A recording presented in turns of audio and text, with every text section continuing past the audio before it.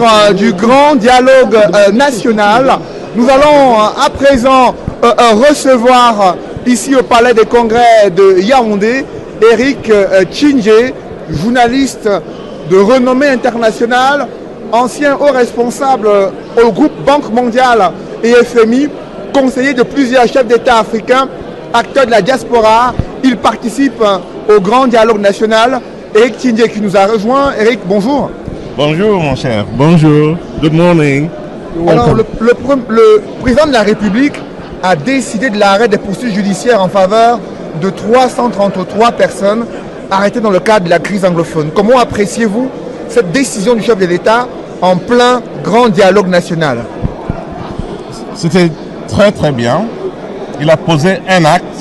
Il reste encore beaucoup à faire, même à ce sujet-là. C'était très très bien. Et c'est venu à point nommé, hein, parce que on était en train d'entrer dans la dernière phase de nos discussions et puis on a reçu cette annonce. Ça veut dire quoi? Ça veut dire donc que c'est pas les décisions, les recommandations de ce dialogue qui vont changer quoi que ce soit. C'est l'acte qu'on va poser, les actes qu'on va poser. Et on espère que aussi bien le chef d'État que tout le gouvernement, que tous les Camerounais vont aller dans ce sens. Posons des actes. En ce qui concerne les Camerounais individuellement, ouvrons-nous à nos compatriotes. Cessons de voir ton prochain comme un étranger. C'est ça que le Camerounais individuellement doit faire. Donc posons des actes réels, concrets et des actes qui nous poussent vers la paix et le développement. C'est ce que nous recherchons. Au-delà de cette décision d'arrêt des poursuites judiciaires, quels sont les autres actes concrets que vous attendez que le chef de l'État puisse les prendre afin de pouvoir ramener la paix dans les régions du nord-ouest et du sud-ouest juste après ce grand dialogue? Vous savez, il y a eu beaucoup de recommandations et j'espère que peut-être pas le président, mais quelques membres du gouvernement ils vont s'asseoir et regarder de très très près, n'est-ce pas, ce qui a été dit et voir comment passer donc à l'acte. Parce que la réussite de ce dialogue, c'est pas dans les recommandations. La réussite de ce dialogue, c'est dans ce qu'on va faire après. Par exemple, une recommandation, c'était de donner à ces deux régions un statut particulier. Un peu comme Hong Kong avec la Chine. Un statut, oui, comme Québec. Ça peut se faire. Mais il ne faut pas que ça traîne.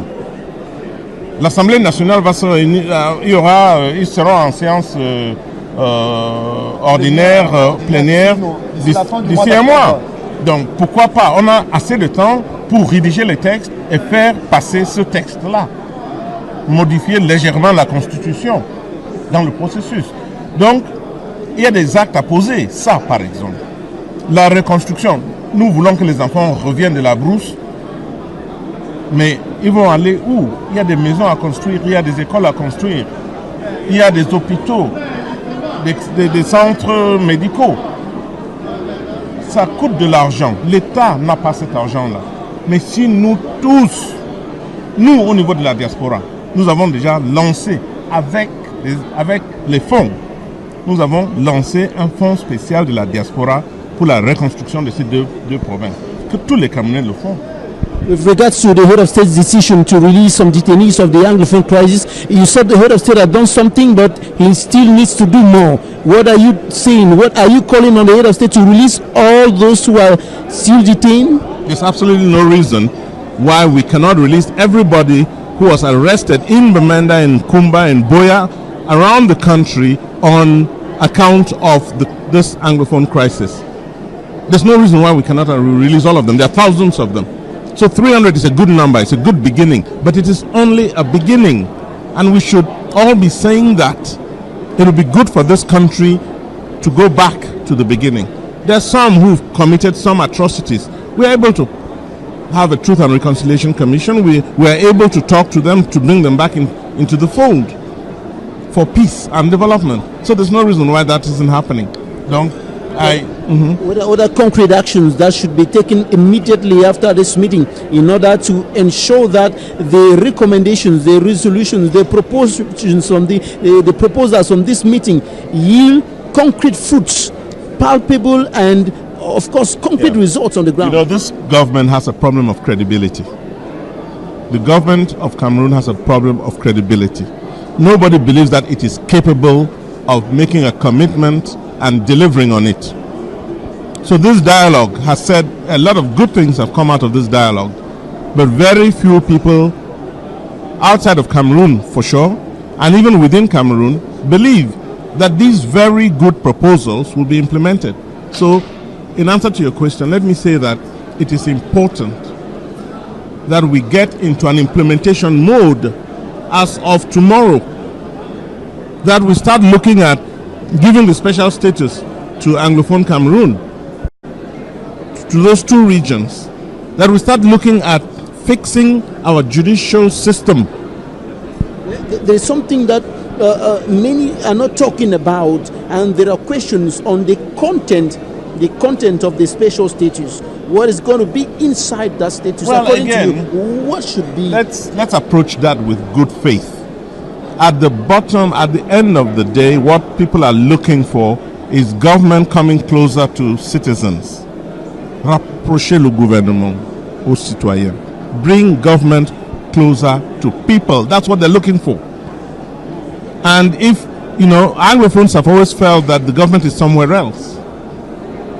They've always felt that the government is in Yaoundé and doesn't even feel or touch or begin to impact their lives. Let's turn that around. So whatever it is that goes into that special status, it has to define how people own the power that is theirs. It has to define how decisions about education, health, education, infrastructure building and all of that, how those decisions can be taken in Boya, in Bamenda, in Kumba, and across the country, in Mamfe, and be implementable. Not waiting for Yaoundé to decide. If in a few months power is still in Yaoundé, I don't think we'll be in a happy place. And this dialogue, this very good dialogue that has started so well, would have been a waste of everybody's time. Merci Eric Tchindjé d'avoir réagi ici. Vous attendez certainement la lecture du rapport final du grand dialogue national et ensuite également le discours très attendu du Premier ministre.